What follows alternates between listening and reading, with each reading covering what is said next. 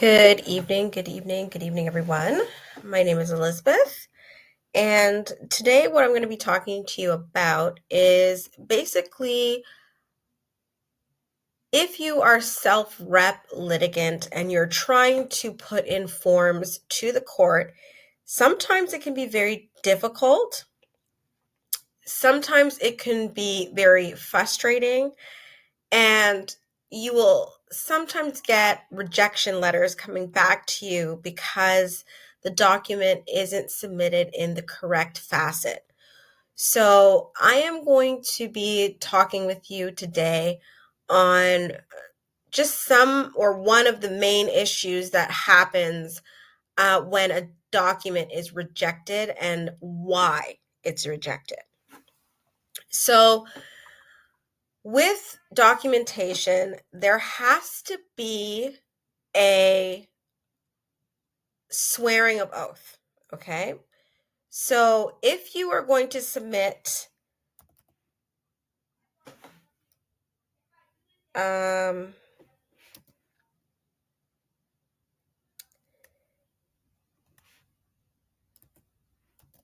maybe I'll do a form 14B. Okay, that's the form I'm going to put in. I am going to put in a fictitious document. Okay. And then I am going to also press add document, and I am going to put in the 6B, which is affidavit of service. Now I'm going to explain to you why I am doing it this way. There's a couple of reasons why it has to be done this way. When you put a document into court, okay, you're sending the court a document. You have to, one, if it requires that document to be sworn, then you're obviously going to a commissioner's oath and you're swearing that document in. If it,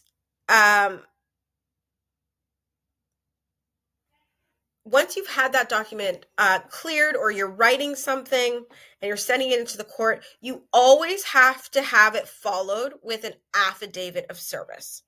Failure to have this Form 6B, or whatever the form number is called, depending on the court hearing. This one is a family court document, so you could have a different court document. Anytime that you are filing, you have to have an affidavit of service. And what that is it's a document that shows that you swear that the information that you're submitting to the court is true to the best of your knowledge. So if there's a form that only requires your signature, you can be understood that that 6B has to go in as well. So when you're filling out a whole document, you're submitting a whole document, submitting the 14B, submitting the affidavit after it is a part of the whole document that you're sending. You're not submitting it separately. You have to submit it in that edition of document. Okay? So you would go to a commissioner's oath. You could go online. You can go to owlizenotary.ca and get it commissioned. It doesn't matter what form that you decide to get your document commissioned, as long as it's commissioned and it's sent in. You can then put all of your necessary forms in one complete list with the affidavit of service there. I will be making another affidavit of service in which I explain basically how to write out your